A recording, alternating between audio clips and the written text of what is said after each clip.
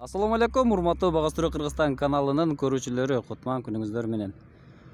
Ош облусундагы Багдабатты бүтүрүп, бүгүн Жалал Абадка өттүк. Тагыраагы Сузак районундабыз.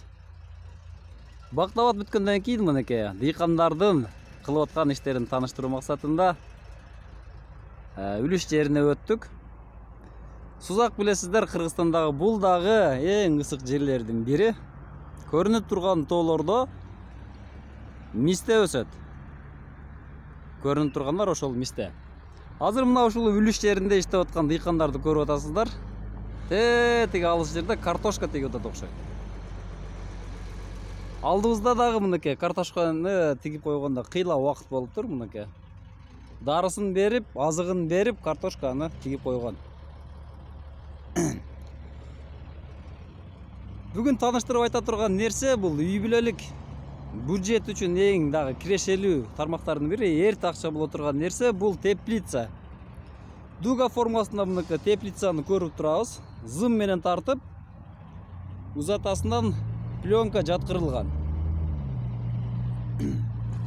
Муну арматур.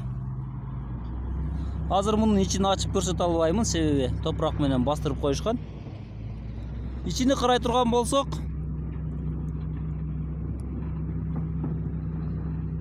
эми гана мына чыга баштаптыр. Бул гүл экен бул. Эки кулак болуп көрүнүп турат, сиздерге көрүнбөйт болуш керек. Бул жерде помидор, капуста, калемпир жана башка шагал төгүп жакшы болбой атат.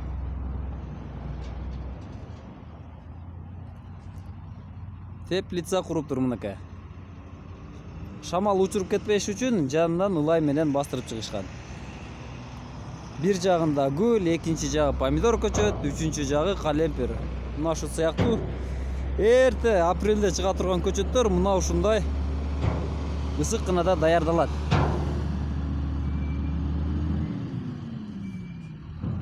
Жерге гумус салынып, урук себилет дагы үстүнө мынакей жука гана күйгөн көңгө таштаптыр.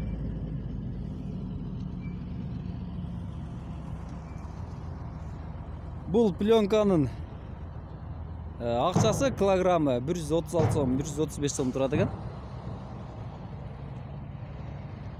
Бул жерде 1, 2, 3, 4, 5, 6, 7, 8. 8 катар экен, узатасы бир 150-200 метрди түзөт.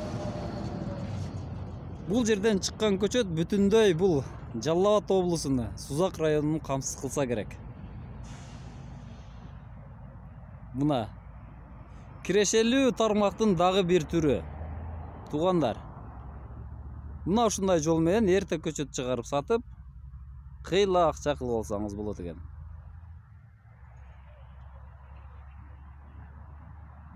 Кадимкидей жаз. Күндүн ысыктыгы бир 15 градустан жогору окшойт азыр.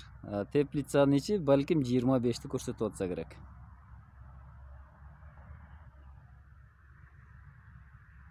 Тугандар, бир жума бою буюрса ушул Жалал Абад облусунда болобуз.